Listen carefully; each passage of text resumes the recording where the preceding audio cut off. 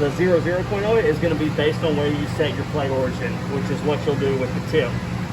So, and I will say, I'm going to have to redo the 0 millimeter calibration. Like I said, we won't have to put a plate up there yet or anything, but I noticed it was off a little bit when I messed with it earlier.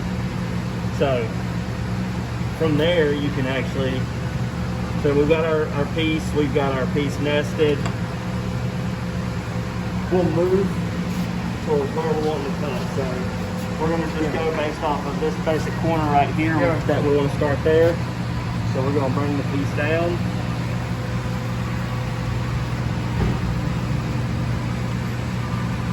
And if it wasn't, well, I'll get the calibration fixed. Well, you can actually, I'll show you over there. So you go right here, I'll put our X off limit there. So we're going to just say that's our point. It doesn't matter how high up you are at this point, because this is going to determine the thickness.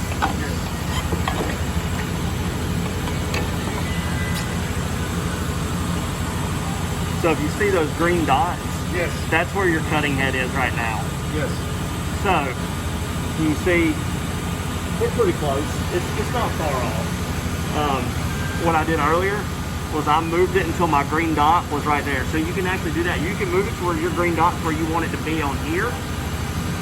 And then you'll open up this manual controls window again.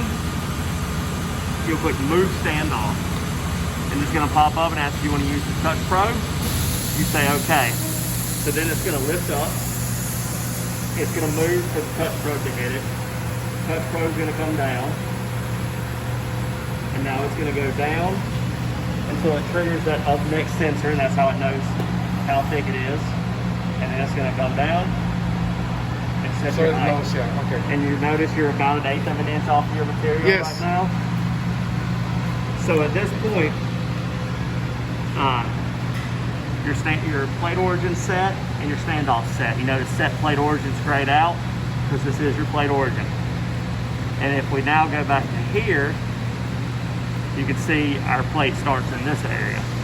So let's say we wanted this to be more right there. Yes. There it is. It's just drag and drop where you want it. Now, if you had another piece that you were trying to butt up to that, you know, you could take it and slide it over to there.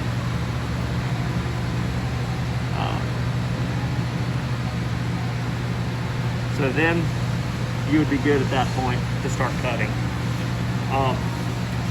To actually cut that, we don't have enough actually room to cut it on this particular piece, but you would come over here and you would turn on your pump, you would turn on your cutting head, and you would turn on your abrasive. You'll hear your pump kick on. You've got a high pressure gauge right there. It's angled towards the console so you can see it a little easier. It's going to build pressure. It's going to build pressure to 60,000. Even though you're only piercing at 14, it'll get rid of that extra pressure right before it kicks on. So once all those lights are green and no longer flashing, you see that those two are green. I'm not going to turn on the pump just because I don't want it to run right this minute.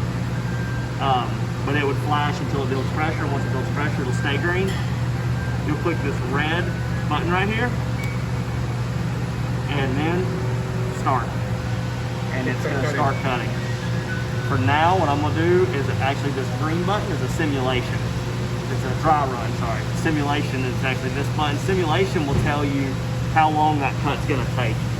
So this cut's going to take 14 minutes, and we could run it in simulation mode, and it's not actually going to move the head, but it's going to move that dot to show you what it would be doing. If you want to actually move the head and make sure it's going to do right, that would be your dry run right here and start. And it's not liking something again. It says your bevel angle exceeds 60 degrees.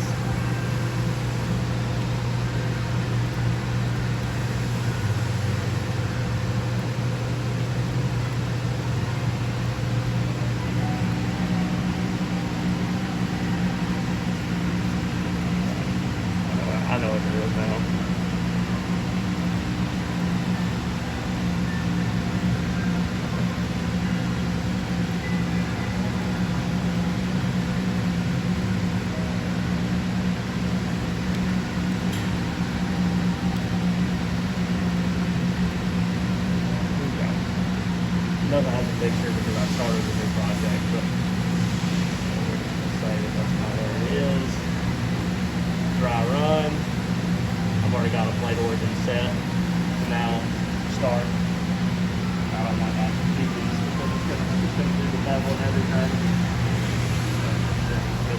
it would start to cut.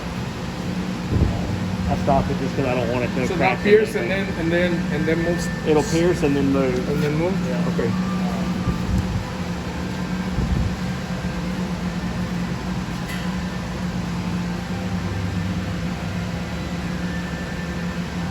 Move this up so I know it's not going to crash since I didn't set anything.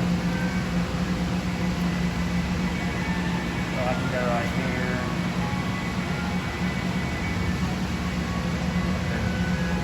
Redo that dry run. You can turn it up. It's not actually cutting, so you can turn it up to 126 speed and see. When it come down and it gears. Level.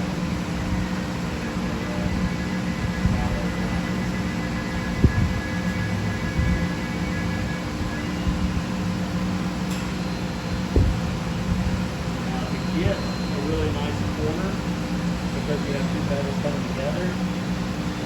It's what it's wanting you to do is do this at a squared off corner. That's the error message that keeps popping up. So I want to see what it does on this corner. Make sure it doesn't get into anything funky. As you can see, it's kind of showing you what the water jet stream would look like at this point.